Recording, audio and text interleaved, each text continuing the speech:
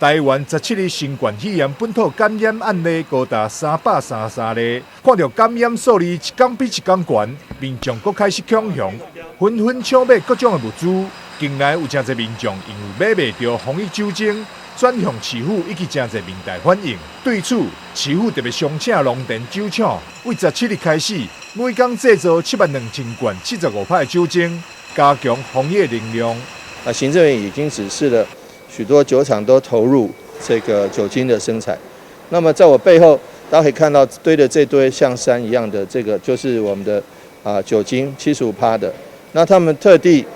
这个产制这个300ml的，那适合个人跟小家庭使用，一天生产75000瓶，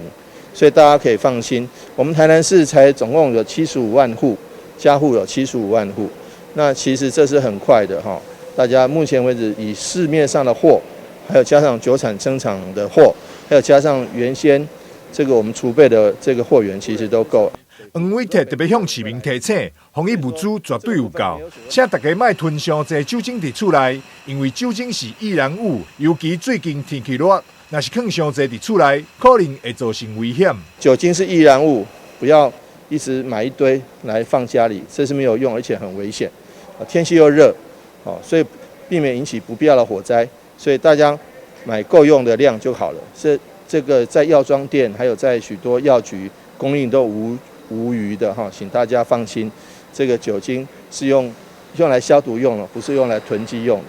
疫情必须由大家共同坚守，在政府的协商下，无同所在的酒厂有部分拢会协助酒精量产，市府请市民放心，并耐心配合政府防疫政策，让大家拢会当平安度过疫情。台南新闻张硕伟、刘品言采访报道。